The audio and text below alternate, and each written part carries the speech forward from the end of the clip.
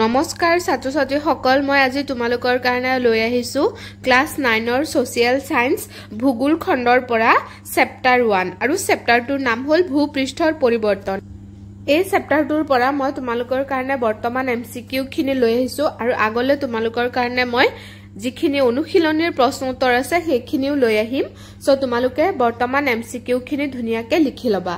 মই গুটে প্ৰত্যেকটো লাইন পঢ়ি এই প্ৰশ্ন উত্তৰখিনি বনাইছো। সো বহুত ইম্পৰ্টেন্ট হয় তোমালোকৰ কাৰণে, তোমালোকে লিখি লবা আৰু লগতে মোৰ চেনেলটো লাইক কমেন্ট শেয়াৰ আৰু সাবস্ক্ৰাইব কৰি দিবা। যিমান শেয়াৰ কৰিবা হিমান বেছি মোৰ সাবস্ক্ৰাইবাৰ বাঢ়িব আৰু সাবস্ক্ৰাইবাৰ বাঢ়িলে মই উৎসাহ পাও। সো তোমালোকে প্লিজ সাবস্ক্ৰাইব কৰি দিবা। সো আহা আমি স্টাৰ্ট কৰো। পৃথিৱীৰ কিমান শতাংশ জলভাগে আৰু কিমান শতাংশ স্থলভাগে আগুৰি আছে? সো এটো তোমালোকে জানা, কিন্তু কিতাপত যেহেতু আছে সেইকাৰণে মই দি দিছো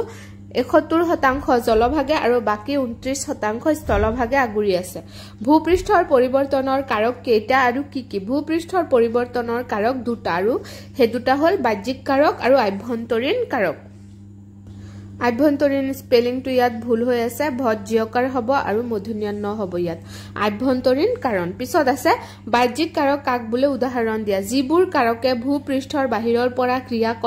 কৰি ভূপৃষ্ঠৰ পৰিৱৰ্তন সাধন কৰে তাকে বাহ্যিক কাৰক বোলে। উদাহৰণ স্বৰূপে ৰ'দ, বতাহ, বৰষুণ, হিম বা সাগৰৰ ঢৌ আদি। পিছত আছে আভ্যন্তৰীণ কাৰক কাক বোলে উদাহৰণ দিয়া। যিবোৰ কাৰকে ভূপৃষ্ঠৰ ভিতৰ ফালে ক্ৰিয়া কৰি ভূপৃষ্ঠৰ পৰিৱৰ্তন সাধন কৰে তাকে আভ্যন্তৰীণ কাৰক বোলে। উদাহৰণ স্বৰূপে ভূমিকম্প আৰু আগ্নেয় উৎকীৰণ। এতিয়া বাহ্যিক মানে বাহিৰ ফাল আৰু আভ্যন্তৰীণ মানে ভিতৰ ফাল, সেইখিনি তোমালোকে জানা, অসমীয়াৰ শব্দ অৰ্থৰ হয় এইবোৰ। বাহ্যিক মানে বাহিৰ আৰু আভ্যন্তৰীণ মানে ভিতৰ ফাল। ভূপৃষ্ঠৰ ভিতৰ ফালে যোনটো ঘটে হেতু আভ্যন্তৰীণ কাৰক আৰু যোনটো বাহিৰ ফালে ঘটে হেতু বাহ্যিক কাৰক। সো ইয়াৰ পিছত আছে ভূপৃষ্ঠৰ বাহ্যিক কাৰক আৰু আভ্যন্তৰীণ কাৰকৰ মাজত চাৰিটা পাৰ্থক্য লিখিব দিছে। এতিয়া পাৰ্থক্যবোৰ চোৱা। বাহ্যিক কাৰকবোৰে ভূপৃষ্ঠৰ বাহিৰৰ ফালে ক্ৰিয়া কৰে আৰু আভ্যন্তৰীণ কাৰকবোৰে ভিতৰ ফালে ক্ৰিয়া কৰে। পিছত আছে বাহ্যিক কাৰকবোৰ আমি চকুৰে দেখিব পাৰো, যেনে ৰ'দ, বতাহ, বৰষুণ, হিম বা সূৰ্যৰ পোহৰ, সাগৰৰ ঢৌ সব আমি এইবোৰ চাব পাৰো। কিন্তু আভ্যন্তৰীণ কাৰকবোৰ আমি চকুৰে দেখা নাপাওঁ, ঘটি যোৱাৰ পিছতহে আমাৰ অনুভৱ হয়। পিছত আছে যে বাহ্যিক কাৰকবোৰ যেনে বতাহ, বৰষুণ আদি আৰু আভ্যন্তৰীণ কাৰক ভূমিকম্প, আগ্নেয় উৎকীৰণ এইবোৰ। পিছত আছে বাহ্যিক কাৰকবোৰে লেহেম গতিত ক্ৰিয়া কৰে আৰু আভ্যন্তৰীণ কাৰকবোৰে দ্ৰুত গতিত ক্ৰিয়া কৰে। যেনেকে ভূমিকম্প কিমান দ্ৰুত গতিত ক্ৰিয়া কৰে এইটো আমি অনুভৱেই কৰিব পাৰো। তেনেকে বৰষুণৰ লগতো আৰু ভূমিকম্প নিমিলিব। বৰষুণটো বাহ্যিক কাৰক হয়। সো বৰষুণৰ তুলনাত যোনটো ভূমিকম্প আছে সেইটো বহুত বেছি দ্ৰুত গতিত কাম কৰে, বা আগ্নেয় উৎকীৰণ বহুত বেছি দ্ৰুত গতিত কাম কৰে। সো পিছত আছে ফলক বিবৰ্তন কাক বোলে। আভ্যন্তৰীণ প্ৰক্ৰিয়াৰ অন্তৰালত যিটো মূল প্ৰক্ৰিয়া জড়িত হৈ থাকে তাকে ফলক বিবৰ্তন বোলে। নদী অৱবাহিকা বুলিলে কি বুজায়? এখন নদীয়ে ইয়াৰ উপনদী, শাখা নদী আদিৰ যোগেদি বৰষুণৰ পানী, পৰ্বতৰ ওপৰত জমা হৈ থকা পানী, বৰফৰ পানী আদি কঢ়িয়াই নিয়ে। এনেদৰে এখন নদীয়ে যি অঞ্চলৰ মাজেদি পানী কঢ়িয়াই নিয়ে সেই অঞ্চলক নদী অৱবাহিকা বোলা হয়। পিছত আছে নদীৰ কাৰ্যক কেই ভাগত ভগাব পাৰি আৰু কি কি? নদীৰ কাৰ্যক তিনিটা ভাগত ভাগ কৰিব পাৰি। খনন বা ক্ষয় কাৰ্য, মানে নদী এজাক পাৰ খহায় হেতু বা তলি ভাগ যিটো হেৰি কৰে, গাঁতটো বেছি বনাই দিয়ে হেতু খনন কাৰ্য। পৰিবহন মানে যিখিনি বস্তু কঢ়িয়াই নিয়ে তাক। আৰু অৱক্ষেপন বা জমাকৰণ কাৰ্য। জমাকৰণ মানে য'ত নি জমা কৰে। তিনিটা ধৰণে কাৰ্য কৰে। পিছত আছে জলচালিত ক্ৰিয়া কাক বোলে। জলচালিত ক্ৰিয়া মানে পানী নদীৰে প্ৰবাহিত হওঁতে নদীৰ গতিপথত যি হেঁচা প্ৰয়োগ হয় সেই হেঁচাই গতিপথত পানীৰ সংস্পৰ্শলৈ অহা শিল বালিৰ ওপৰত ক্ৰিয়া কৰে।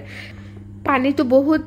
দ্ৰুত গতিত যায়, পিছত সেই যোৱাৰ পিছত পানীৰ সংস্পৰ্শলৈ অহা শিল বালিবোৰৰ ওপৰত পানীয়ে কি কৰে? ক্ৰিয়া কৰে। আৰু ইয়াকে কি বুলি কোৱা হয়? জলচালিত ক্ৰিয়া বোলে। যেনেকে শিল বালিবোৰ ভাঙি দিয়ে সেইটো। পাৰ খনন বা পাৰ্শ্ব খনন কাক বোলে। নদীৰ পানীৰ গভীৰতা কমি আহিলে পানীভাগ বোৱাই নিয়াৰ খাতিৰত নদীয়ে দুয়োপাৰ খহাবলৈ ধৰে। পাৰ খহাই গতিপথ বহল কৰি পানীভাগ নৈয়ে নামনিলৈ কঢ়িয়াই নিয়ে। নদীৰ এনে ধৰণৰ খনন কাৰ্যক পাৰ খনন বা পাৰ্শ্ব খনন বোলা হয়। পাৰ খনন মানে নদীৰ এই দুয়ো পাৰ যেতিয়া খহায় নদীয়ে সেই প্ৰচেছটোক কি বুলি কোৱা হয় পাৰ খনন বুলি কোৱা হয় পিছত আছে খৰপিল গতি বা বক্ৰগতি কাক বোলে নদীৰ পাৰ খননৰ ফলত নদীয়ে গতিপথ অধিক একাবেকা কৰে একাবেকা পথেৰে নদীয়ে কৰা এনে গতিক বক্ৰগতি বা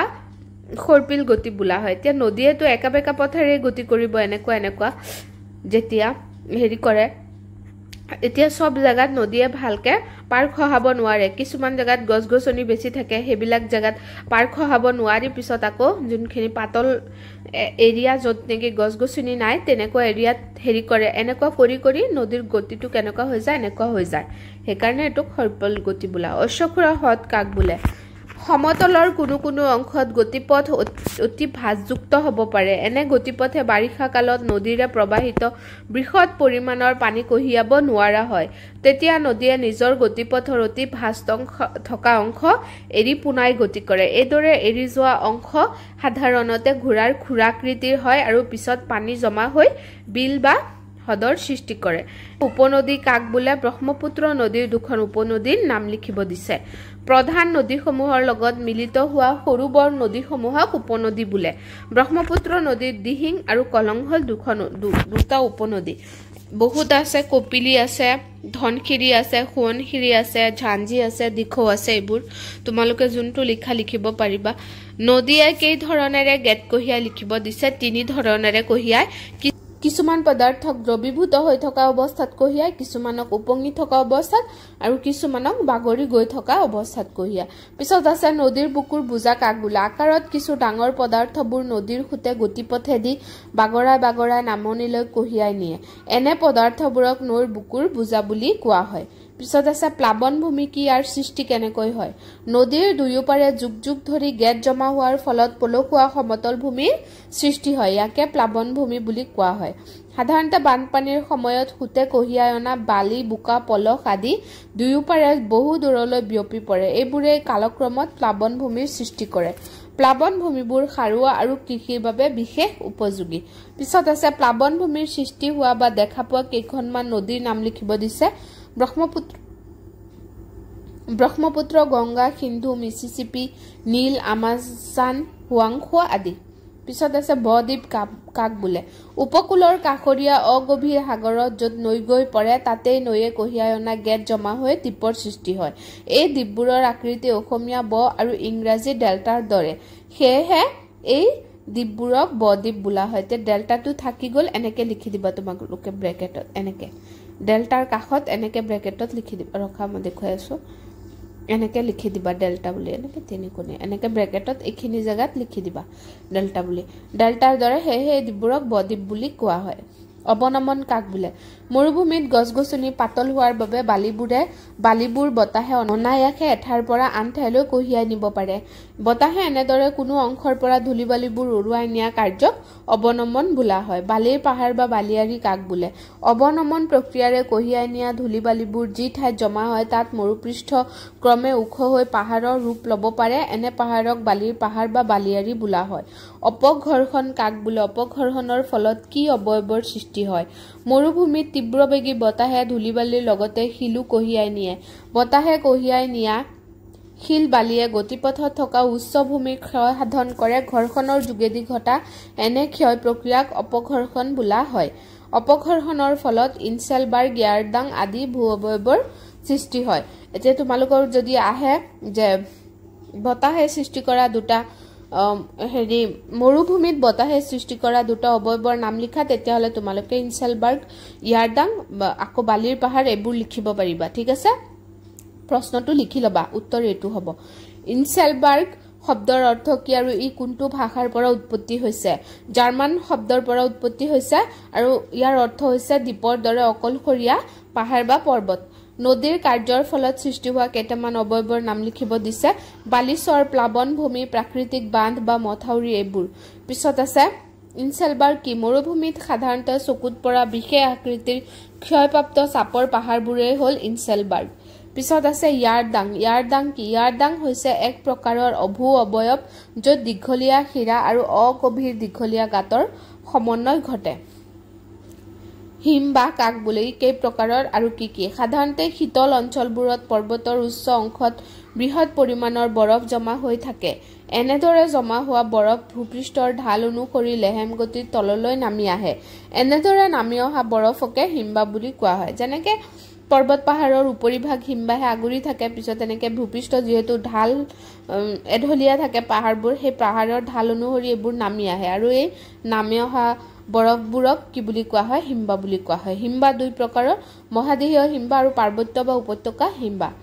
হিমবাহৰ ক্ৰিয়াৰ ফলত সৃষ্টি হোৱা অৱয়ৱৰ নাম লিখিব দিছে ড্ৰামলিন এস্কাৰ আৰু কেম এইবোৰ পিছত আছে গ্ৰাব কাক বোলে কি কেই প্ৰকাৰৰ আৰু কি কি হিমবাহে বৰফৰ উপৰি অন্য বহুতো পদাৰ্থ কঢ়িয়াই আনে এইদৰে কঢ়িয়াই অনা বৰফৰ বাহিৰে অন্য পদাৰ্থবোৰক সামগ্ৰিকভাৱে গ্ৰাব বোলা হয় তে বৰফৰ লগত যি বস্তু আহে যি বস্তু হিমবাহে কঢ়িয়াই আনে লাগিলে এটা শিলৰ টুকুৰাই নহওক কিয় হেতু কি বুলি কম আমি গ্ৰাব বুলি কম এই চাৰি প্ৰকাৰৰ পাৰ্শ্বগ্ৰাব ভূমিগ্ৰাব মধ্যগ্ৰাব আৰু প্ৰান্তগ্ৰাব এটা পাৰ্শ্বগ্ৰাব মানে হল হিমবাহ যেতিয়া ইফালে নামি আহে হিমবাহে এই সাইডেদি দুয়ো কাষেদি কি কঢ়িয়াই আনে গ্ৰাব কঢ়িয়াই আনে ইয়াক কি বুলি কোৱা হয় পাৰ্শ্বগ্ৰাব বুলি কোৱা হয় পিছত আছে ভূমিগ্ৰাব এতিয়া ভূমিগ্ৰাব মই ইয়াত দেখুৱাব নোৱাৰিম এইখিনি ধৰি লোৱা পুৰা বৰফ হৈ আছে এই বৰফৰ ভিতৰেদি যোনটো গ্ৰাব আহে মানে বৰফৰ তলতো মাটি আছে না এই মাটিৰ লগত লাগি থকা যোনবিলাক গ্ৰাব আছে হেতুক ভূমিগ্ৰাব বুলি কোৱা হয় পিছত আছে মধ্যগ্ৰাব মানে এটু গ্ৰাব নামি আহি আছে মাজেদি যোনটো আহে হেতু মধ্যগ্ৰাব আৰু প্ৰান্তগ্ৰাব মানে একদম যোনটো আহি শেষ হৈছে হিমবাহৰ যোনটো শেষ সীমা তাত যোনটো গ্ৰাব লাগি থাকে হেতুক প্ৰান্তগ্ৰাব বুলি কোৱা হয় উপকূল কাক বোলে সাগৰ মহাসাগৰৰ পাৰ্বতীৰক উপকূল বোলে পিছত আছে উপকূল ৰেখা কাক বোলে উপকূল ৰেখা মহাদেশ আৰু মহাসাগৰৰ যেনেকৈ আমাৰ ভাৰতখনৰ তলিভাগ যদি তোমাক দেখুৱা এনেকুৱা হয় সো এনেকুৱা এইখিনি গুটেখিনি সাগৰ হয় সো এই সাগৰ এই যোনটো ৰেখা এটুক কি বুলি কোৱা হয় সাগৰ আৰু দেশৰ যোনটো সংযোগ সীমা হেতু তাৰ মানে উপকূল ৰেখা মানে উপকূলৰ যোনটো জায়গা সেইখিনিকে কি বুলি কোৱা হয় উপকূল ৰেখা বুলি কোৱা হয় পৃথিৱীৰ উপকূল ৰেখাৰ সৰ্বমুঠ দৈৰ্ঘ্য কিমান 0.5 নিযুত কিলোমিটাৰ সমুদ্ৰ গড়া কাক বোলে সাগৰ মহাসাগৰৰ উপকূল ভাগ গ্ৰেনাইট বেছল্ট আদিৰ দৰে কঠিন শিলাৰ দ্বাৰা গঠিত হলে সাগৰৰ ঢৌৱে তাত ক্ৰিয়া কৰি থিয় গড়াৰ সৃষ্টি কৰে এনে থিয় গড়াক সমুদ্ৰ গড়া বুলি কোৱা হয় এতিয়া সাগৰৰ পাৰত তোমালোকে চাবা ইমান ওখ পাহাৰ দেখা যায় শিলৰ হেৰি দেখা যায় ওখ বহুত ধুনীয়া লাগে দেখাত তোমালোকৰ সমাজ বিজ্ঞানৰ কিতাপখনতো পাই যাবা এনেকুৱা থাকে সাইডত সাগৰ থাকে দেখাত বহুত ধুনীয়া মানুহ তাত ফুৰিবলৈ যায় তো হেবিলাকক সমুদ্ৰ গড়া বোলে বালিয়াটত মানে বিচ হয় আমি যোনটো ফুৰিবলৈ যাওঁ সাগৰৰ পাৰত হেতু বিচ হয় তো এইখিনি তোমালোকে লিখিবা পিছত আছে সুনামি কাক বোলে সুনামি হল সাগৰ মহাসাগৰৰ তলিত ডাঙৰ ভূমিকম্প সংঘটিত হলে সাগৰ মহাসাগৰত এক বিশেষ ধৰণৰ ঢৌৰ সৃষ্টি হয় এই ঢৌৰ ফলত উপকূল অঞ্চলত বিশেষ ক্ষতি সাধন হয় এনে ধৰণৰ ধ্বংসাত্মক ঢৌক সুনামি বুলি কোৱা হয় পিছত আছে কলোৰাডো নদী ক'ত অৱস্থিত আমেৰিকা যুক্তৰাষ্ট্ৰৰ এৰিজোনাত কি অৱস্থিত কলোৰাডো নদী অৱস্থিত ইয়াৰদাং শব্দটি কোন অঞ্চলৰ বাসিন্দাসকলে ব্যৱহাৰ কৰিছিল পশ্চিম চীনৰ তাৰিম অৱবাহিকাৰ লপনুৰ অঞ্চলৰ থলুৱা বাসিন্দাসকলে ব্যৱহাৰ কৰিছিল শুভ্ৰ মৰুভূমি ক'ত অৱস্থিত ইজিপ্তত অৱস্থিত আলপছ পৰ্বতমালা ক'ত অৱস্থিত ইউৰোপ মহাদেশত পিছত ৰকি পৰ্বতমালা উত্তৰ আমেৰিকাত ইট্ৰেটাত সমুদ্ৰ গড়া ক'ত অৱস্থিত ফ্ৰান্সত অৱস্থিত পিছত আছে মেৰিনা বালিয়াটত ক'ত অৱস্থিত চেন্নাই চহৰত অৱস্থিত পিছত আছে আৰু নাই সমাপ্ত সো এইখিনি আছিল তোমালোকৰ কাৰণে আজিৰ প্ৰশ্ন সো তোমালোকৰ যদি ভিডিওটো চাই ভাল লাগিছে তোমালোকে প্লিজ কৈছো সাবস্ক্ৰাইব কৰি দিবা সাবস্ক্ৰাইবাৰ বাহিলে মই উৎসাহ পাও নতুন ভিডিও বনাবলৈ সো প্লিজ কৈছো সাবস্ক্ৰাইব কৰি দিবা আৰু শেয়াৰ কৰি দিবা আৰু কমেন্টত জনাই দিবা তোমালোকৰ যদি কোনো বিষয়ত যদি নোটছৰ দৰকাৰ হৈ আছে বা এমসিকিউ দৰকাৰ হৈ আছে মই নিশ্চয় তোমালোকৰ কাৰণে লৈ আহিবলৈ চেষ্টা কৰিম থ্যাংক ইউ